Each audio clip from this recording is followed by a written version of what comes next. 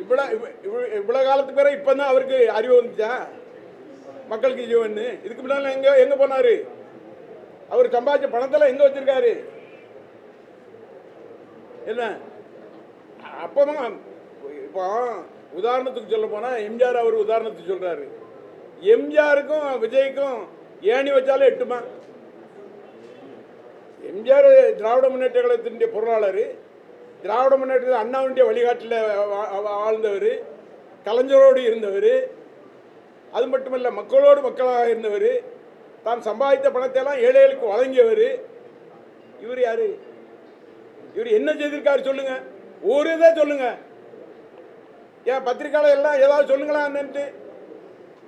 200 கோடி 300 கோடி சம்பளம் வாங்குறாங்க.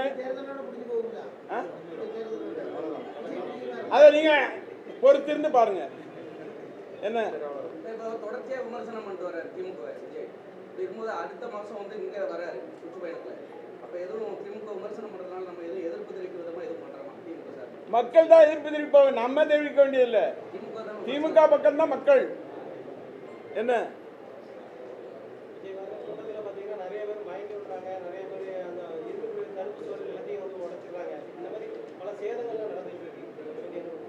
ஏங்க ஒரு கச்சேரி நடத்துறாங்கன்னு வைங்க, திருநெல்வேலியில் ஒரு கச்சேரி நடத்துறாங்கன்னு வைங்க, அந்த கச்சேரி பார்க்குறதுக்கு கூட்டமாக அள்ளிக்கிட்டு போகுது. அங்கேயும் 10-50 பேர் மயங்கி விழுந்துடுறான், இது பண்ணுறான், இது பண்ணி போகிறான். அதனால் இதுதான் நடக்க வேணுன்ட்டு என்ன. அதனால் திராவிட முன்னேற்ற கழகம் என்பது பிற்படுத்தப்பட்ட மக்கள், தாழ்த்தப்பட்ட மக்கள், சிறுபான்மை மக்கள் எவரெல்லாம் தாழ்ந்திருக்கின்றார்கள் அவர்களுடைய கரங்களை உயர்த்தி பிடிக்க வேண்டும் நினைக்கின்ற இயக்கம் திராவிட முன்னேற்ற கழகம். எங்களுடைய நோக்கம் அதுதான். இதுக்கு அது இதுன்னு சொல்லல. அந்த நாங்கள் கொடுத்த தேர்தல் வாக்குறுதிகளால் நிறைவேற்றக்கூடாது என்பதற்காக அது திட்டமிட்டு இன்றைக்கு ஒன்றிய அரசாங்கத்தில் இருக்கின்ற பாரதிய ஜனதா அரசாங்கமும் இன்றைக்கு அதிமுகவும் இன்னைக்கு பாரதிய ஜனதாவுடைய அங்கமாக இருக்கின்ற இன்னொரு கட்சி இப்போ புதுசாக வந்திருக்க கூட்டமாக கூட்டுறாங்களே எது?